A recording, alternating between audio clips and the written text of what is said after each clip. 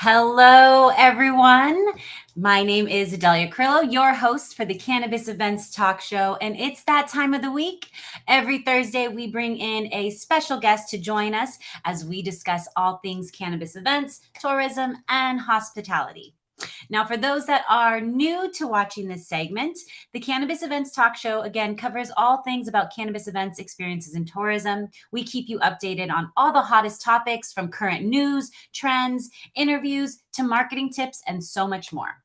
Now, how the lineup of the show goes is we have a special interview segment with our special guest of the week. Then we always dive into one news article of the week, again, focused around our topic of this 30-minute segment, which is, again, events, tourism, and hospitality.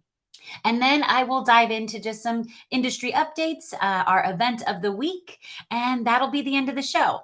So we are tuning in live on Facebook, Twitter, LinkedIn, and YouTube. So for those that are tuning in, feel free to join the conversation, say hello, tell us where you're joining from, and don't forget, feel free to ask our special guest questions or share your thoughts on the topics that we are diving into. Now, well, hello, Kelly. Thank you for joining us. We definitely love Toni as well, and that is our special guest of the day. So let me dive into this. I'm actually very excited and honored to have Toni joining us today. For over 25 years, Toni has worked as a litigator, managing attorney, state mediator, and associate general counsel. She is a graduate of Castings College of the Law and the University of San Francisco. Toni is a leader in compliance and litigation management. She also co-founded Four Leaf Consulting in 2006. And Four Leaf Consulting is a California cannabis licensing and compliance consulting firm dedicated to offering clients a practical approach to establishing their cannabis businesses. Now, Four Leaf Consulting specializes in local and state licensing, interpreting cannabis regulations, strategic partnerships, contract negotiation, and drafting and operational business strategies. Four Leaf Consulting has actually also won several competitive cannabis licenses throughout California and Illinois. Additionally, Toni is of counsel with Nano Law, a law firm that specializes in cannabis startups, and general counsel for the law-based dispensary Josephine and Billy's. Toni serves on the advisory board of the Women Empowered in Cannabis, Green Believers, and California Cannabis Coalition. And Toni also has a passion for social equity in the cannabis space. Toni consults and shapes policy for social equity cannabis organizations in Oakland, Los Angeles, Long Beach, New York, and Philadelphia. Toni was recently co-authored as the Social Equity Advocacy Handbook, outlining best practices and procedures for those municipalities and groups advocating for cannabis social equity. Toni works with municipalities in Southern California shaping cannabis policies and is currently the technical advisor for both the city of Los Angeles and the city of Hawthorne, and served as a cannabis consultant for the city of Commerce. With that being said, thank you, Toni, for joining us. Oh, it's so good to be here. I am so excited. And Kelly, I love you too. We haven't talked in a while, but I am so happy to be here. Thanks so much, Adelia, for having me. Of course, it is a true honor. Like, I'm just going to say, I know this is online live, but you are a badass. You are doing the thing. And it's just amazing just having you here, just seeing all the work you've done and continue to do. And that's the thing. I want people to recognize all the hard work, and you're such an inspiration. But let's dive into this. So again, you were a litigator, an attorney, a general counsel. What was it that called you to transition your focus into cannabis? Well, what's so crazy is, so we started Four Leaf Consulting in 2016. And that was with my next door neighbor who happened to be a lawyer. And she's in the industry now. Her name is Monique Jackson Fitzgerald. And I was just so done with corporate law. I was just really done. I had a bad experience at my last company I was with. And I just said, I don't know what I'm going to do with my life. And she and I went out for coffee one day, and she said, well, what about cannabis? They're going to legalize cannabis here in California. And I was like, okay, I don't smoke cannabis. I don't know anything about cannabis, but it's really just kind of interesting to me. And so Yeah. she really sold me on the idea of cannabis. She did. The thing that I love about it, Adelia, it really has all of my loves and my passions. So I love business. I have a business degree. When I worked for those Fortune 500 companies, I was in-house counsel and I was working closely with the business unit. So I really love the operational part of cannabis because it really gets me into the business, right? And Yeah. helping people come up with mission statements, helping people come up with business plans. So those are the things that I am passionate about. And then I'm also passionate about women, Black and brown people being in this space. I had this conversation with someone the first time I went to MJ BizCon. I was like, oh my God, this looks like a legal convention because it was so many doctors in the room. I just couldn't even get over it, right? And so I saw the lack of diversity, the lack of women in this space. And that just wanted to make me go for it. And I wanted to be the type of attorney and the type of consultant that was really practical. I wanted people to know it's going to take a lot of hard work. It is so many twists and turns. You're an entrepreneur. I'm an entrepreneur. We absolutely know that. You have to be nimble. You have to have a lot of faith in yourself and the universe and God or whatever you pray to in order to make it through. But I also wanted people to have the belief that they can do it. And so I'm going to be your biggest cheerleader and hater because I'm going to tell you realistically what's going to go down and how it's going to go down. But I truly believe, even looking at my past life, anything you want, you can absolutely get.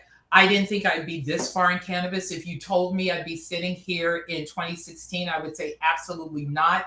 But I am here and I definitely have a passion and a connection to the industry. I want everybody to succeed. Yes, I love that. Well, and we have another amazing guest watch or amazing. The woman that got me in it. The woman that got me in it. Oh, that is so awesome. That's Monique. Hi, Monique. Love Monique as well. Hi, Monique. Thanks for tuning in. Oh, that's so funny. Well, again, going back to the amazing work that you are doing with also the local cannabis community, specifically, in LA, and all over, really, as we stated in your bio, but more specifically the upcoming events. So you have quite a few upcoming events, and we do want to talk about it because I think they're important for the community to know what's going on and the reason why these are all happening. So the first one coming up is called Workforce Hiring Mixture with Oaksterdam and the Los Angeles Department of Cannabis Regulation Social Equity Program. What can people expect with that event? Why are you all putting it on? So first, let me step back and let the community know that the LA Department of Cannabis Regulation, especially the Social Equity Program, is really doing a lot. If you are an operator or if you are a job seeker and you're interested in getting into the LA social equity or not the social equity, but if you're interested in getting into the LA job market, I would definitely tell you to go to the DCR website. We have a job board up. We have all the information regarding cannabis jobs in the LA community. If people are concerned about touching the plant, and those are jobs that directly involve you, either being a manufacturer, distribution, working actually with the plant, those exist, but they're not plant touching jobs as well. If you are working for a manufacturer or transportation company, you can definitely be a driver of some sort, delivery driver, facility operator, manager. So I want people to really think out of the box, right? And I want you to think that there's so many other jobs besides being a bud tender. I think that's what everybody thinks, being a bud tender, but absolutely not. So if you go on the DCR website, I did a presentation with Kristen Aragani maybe last year, and we talked about those available jobs. You'll be able to find that information. But what we're trying to do with the virtual mixer is to get operators, get companies together with those job seekers. And so that is being done by Oaksterdam, but we're all in this together. And so I have no problem promoting what they're going to do and what they're trying to do, because this is what we're all trying to do in the industry. We are trying to have people affected by the war on drugs really look to see if you're in the LA community. The operators have a good faith hiring requirement. We're going to talk about that a little later on. And so you may be positioned to have this job. So with the mixer, we're going to tell you what's available. There'll be plenty of operators there. There are going to be plenty of companies there that are looking for staff. And so we hope all of you attend. We'll have, the link's already up. And that's between noon and 2 p.m. So I hope everybody can attend, and it's sponsored by Oaksterdam and the DCR. Yes, awesome. Well, and then too, so we have some conversations already coming through. We actually, so it looks like somebody would like to connect with you with the National Association of Black Cannabis Lawyers via Yay! So definitely send me a LinkedIn invite. There we go. I love this, that you can just see this on the screen, Adelia. It's almost for me, but I'm digging it. I know it's a lot. Yeah, it definitely shows that the people that, if they want to join the conversation, talk it out with us. Absolutely. And so again, too, so that virtual event is really for anyone that's looking to get in the space, right? Right. And we want to really have, if you have jobs available, there's a lot of MSOs, multi-state operators, who are operating in Los Angeles. And if you want to have an opportunity to post your jobs or tell people what you're looking for in terms of employees, this is your opportunity to do so. And again, that information is on, and the invite is on the LADCR website, sponsored again by the LADCR, the Social Equity Program. And you'll have all that information there. Perfect. Well, and then next up, you have there is another event that is happening on October 22nd called the State of Cannabis, and they've been doing this event for a while now, right? It's a great group of individuals, and they have two great keynotes. Can you share more about this event and who is the perfect person to attend this event? Well, this is a great event, and this is by LA Equity, and this is Luis. And Luis Ramirez, and it really is a great event when you're trying to figure out what the policies are, right? And so it is a policy-focused conference. It's going to be at the LA Convention Center. In 2019, I had an opportunity to speak. And so I don't know if I will be speaking, but I will be working that LADCR booth that we have in the exhibit. I will be there. But an opportunity for you to learn more. So if we have people that are in the legacy market, right? The unregulated legacy market, that are trying to figure out, how do I become a part of the regulated market? This will be a great opportunity for you to come as well. Job seekers, it's a great opportunity because we're going to have our mobile kind of DCR job board there. And we will have a booth, like I said, in the exhibit hall. And you can talk to us about those good faith hiring requirements. You can talk to us about what does it take in the cannabis industry. All of that information will be there. And so we're going to have a very varied agenda. So Miss Kindness Ramirez, who is a good friend of mine and a wonderful speaker, she was on your show, I know. She's going to talk about health and wellness. In the afternoon, our keynote speaker is Dr. Imani Brown, and Dr. Brown is the executive director of the Social Equity Program for the LADCR. And then our morning keynote speaker, he is Eugene Hilsman, and he's the Deputy Director of Equity and Inclusion for the DCC, and that's the Department of Cannabis Control. And so for all of you out there, remember we used to have 3 major regulatory bodies in California. Last year, everything is condensed down into one regulatory body, which is the Department of Cannabis Control. And so equity inclusion is always very important. There's a lot of state initiatives. And so he is going to talk about what's happening there. So I think it's going to be a great afternoon. It's from 10 to 4. There are going to be, like I said, an exhibit hall. Come if you want to get your record expunged, because we're going to have expungement there. We're really going to talk about, and you'll be able to see what the LA cannabis community is all about. It's very close knit, but for some reason, I think people don't understand that there's jobs available for everybody.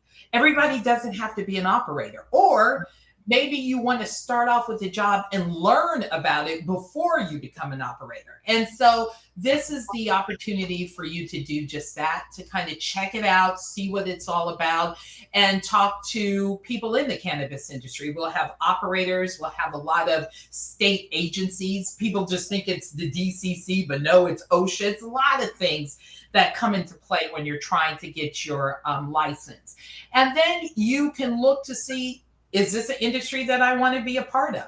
I encourage always legacy operators or operators in the unregulated market to come to the regulated market, but first get a lot of information to see what it entails. So it's going to be all of that.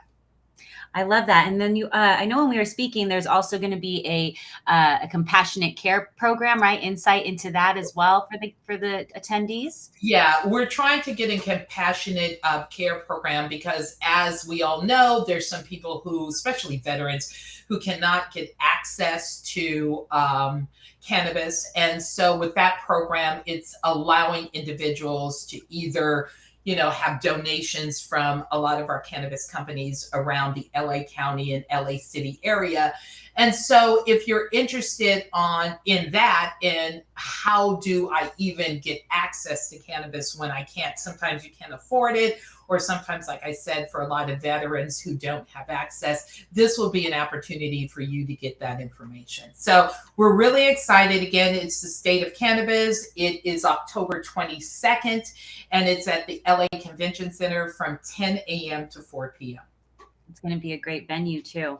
One of the things that we were talking about is, and it goes along with the dialogue so far, is too, when it comes to jobs, like you're saying, there can be people that are veterans, even those that maybe are experiencing some financial hurdles or are homeless right now, or single moms. There are opportunities. There are companies that'll work with you, that will help and work with your schedule as well, right?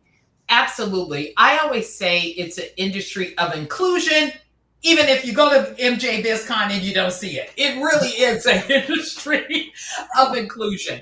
And so the part that I like is we can talk about this a little later on, but I was talking about those good faith hiring requirements. And so with social equity operators, we want 50% of the job, of kind of your job population, to be local workers. Local workers are those individuals that live around 3 miles from your cannabis operation. But part of that 50% is we want 10% for transitional workers. And transitional workers are kind of, Adelia, what you're talking about. You have chronic homelessness. You have a conviction. You are on some type of general relief. You are homeless. You're a veteran. You're over 65. You need something. Everything, you're going to fit in that category. And so it's so funny. I'm trying to get our partners into a big cannabis event we'll talk a little bit later about on December 10th. And when I talked to Trans Latina, they were like, oh my God, this is perfect. We did not understand I can have a conviction and still be in the cannabis industry. Absolutely. Or I can be homeless and be in the cannabis industry. We're trying to work with a new you, and those are people that have just left the system and they're on probation and they're trying to get a job. And so what I want people to understand is you can come to this industry as you are. We can work with you. We can tell you about available jobs, but I just don't want people to think I have to have knowledge about, terpenes and CBD in order to be a bud tender, and that's my only gig, bud tender. No, it absolutely isn't.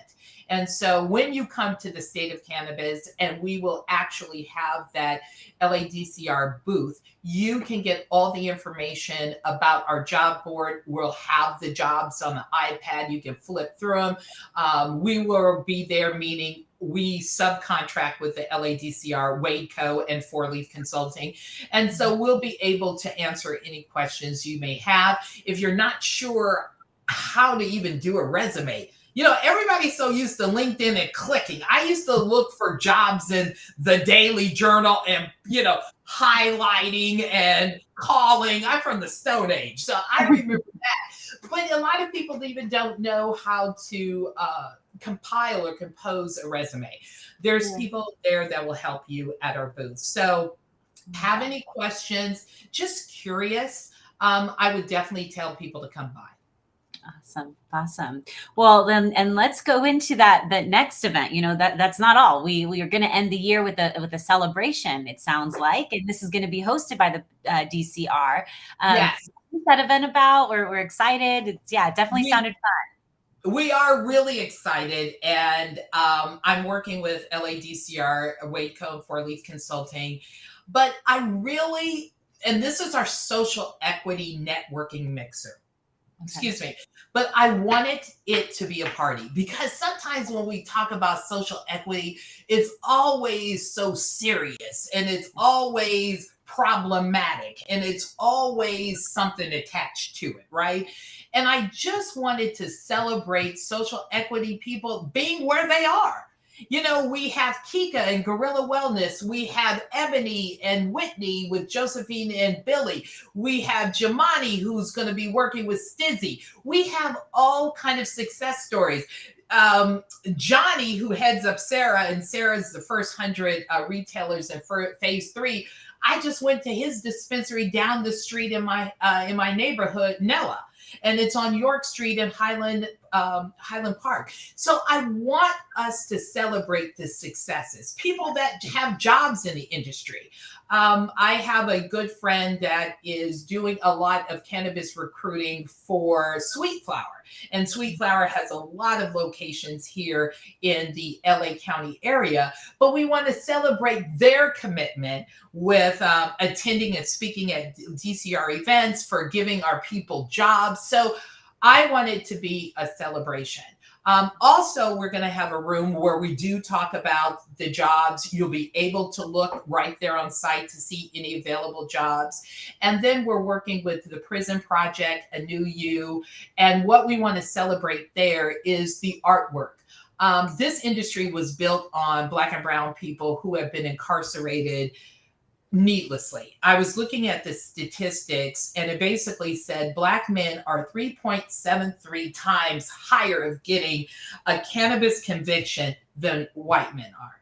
And so we want to pay homage and really get those individuals who have suffered an opportunity through their art to really kind of express themselves and their feelings. And it's amazing. I've been so honored to work with these prison projects, because you take it for granted as we sit here and we talk about cannabis, that there's real people behind doing real time a couple of years ago, based on a 40-year war on drugs that started with Nixon in the 70s. And so we want to really address that. We don't want to sweep that under the rug and not recognize that. So I'm really excited. We're looking at venues. Tentatively, it's going to be December 10th. Everybody put that on your calendar. If you know me, I am all about a good time. So it is going to be some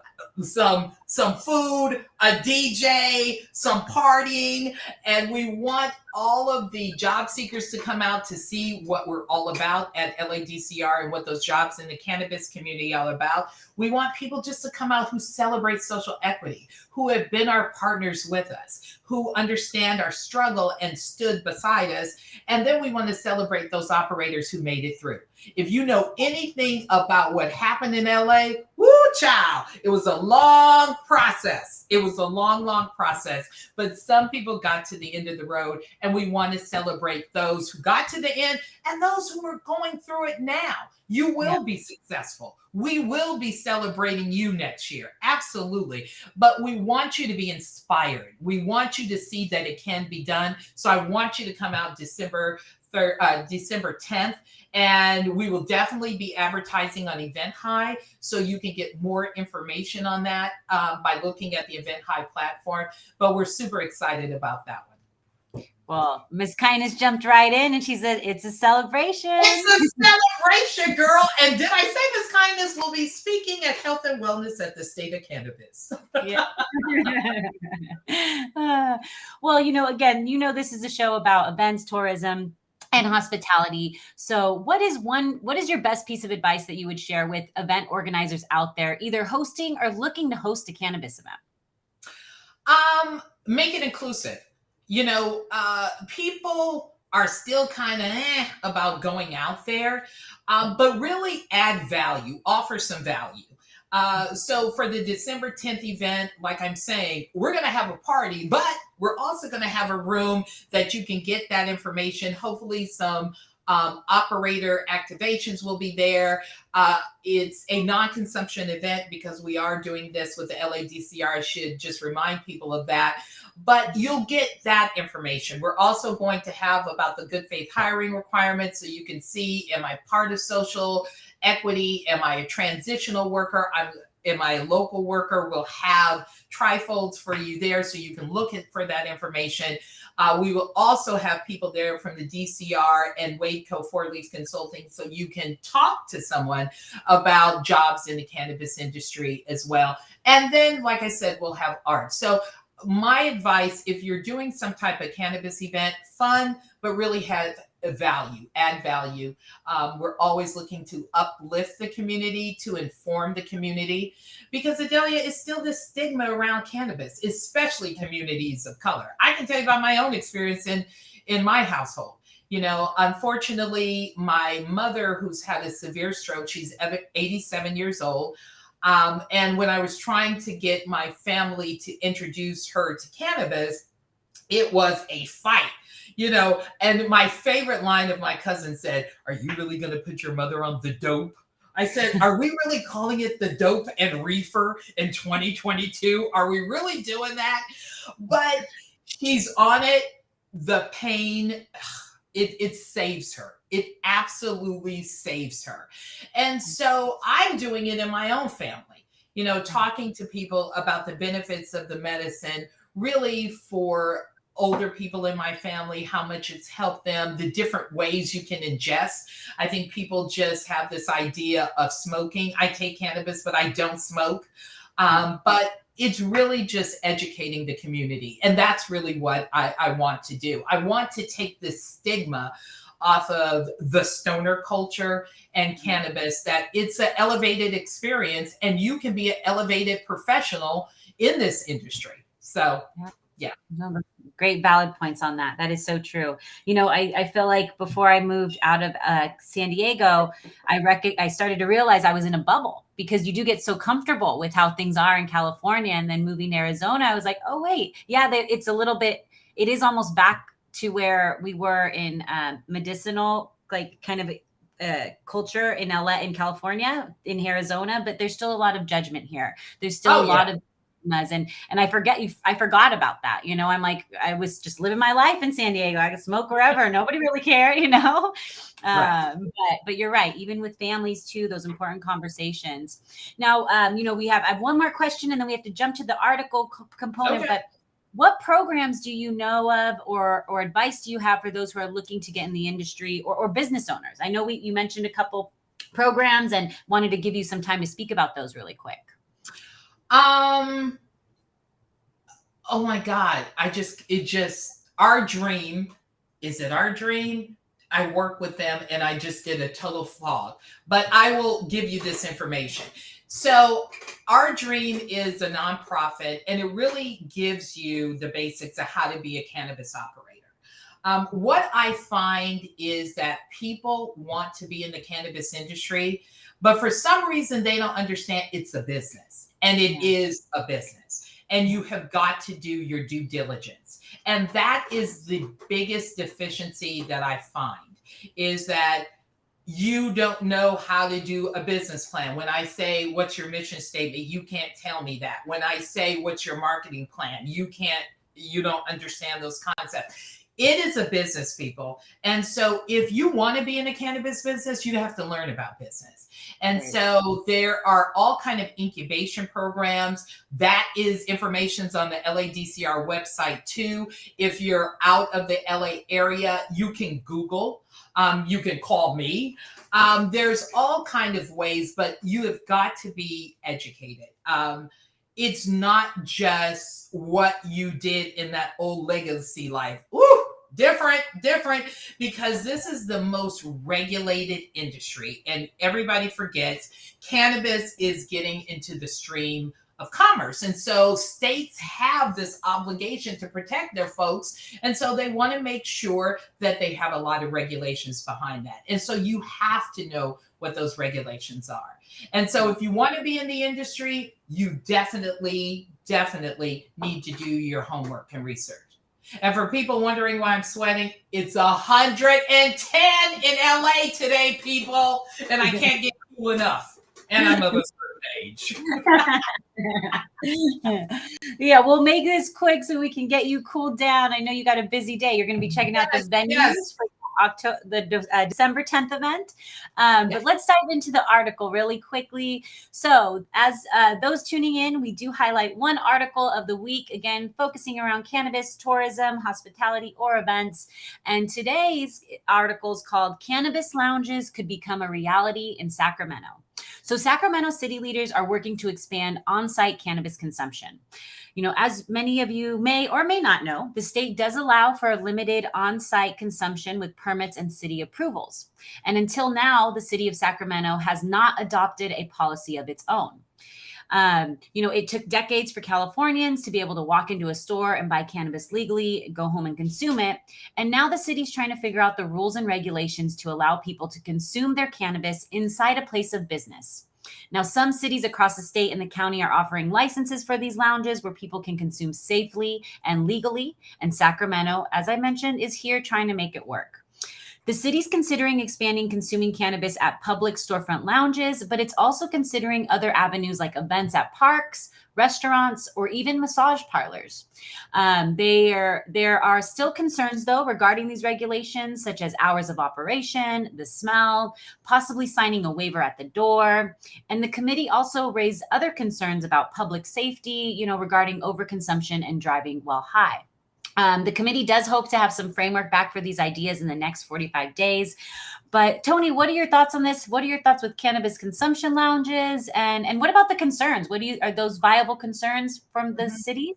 Mm-hmm. Yes. So I think there are viable concerns, but the same concerns we have in the bar, right? It's the same thing. The people can overconsume in the bar and then leave and get in a car accident or whatever may happen. So those are valid concerns because, as I said earlier, state wants to make sure that its constituents are protected. And so I think the common misconception is, oh my God, they're going to be in a consumption lounge. They're going to be high as a kite and they're going to leave out and get in a car accident or kill somebody. I hear it all the time. But let me go back to the simple rule, is that cannabis is still federally illegal. Even though we see people smoke in public, in California, I can tell you, there is no public consumption of cannabis. And if you look at your lease, if you're renting or if you're in a multi-unit apartment building, most times they'll have that you cannot smoke. And if there's a smoking ordinance that says you cannot smoke, then absolutely you'll not be able to smoke cannabis. And then if you're on Section 8, because it's federally illegal, and you're smoking cannabis in a Section 8, let's say, apartment building, that may potentially impact you. And so when I know that people are a part of these federal programs and your money or your well-being is at stake, I say stay away from it. And so the cannabis lounge would allow that safe space, right, Adelia? So even though my unit says that there's no public smoking and that I want to smoke, I'll be able to go into a controlled environment. Now, everybody talks about the smell, and I just had a friend that came back from Vegas that said it just smelled like one big joint.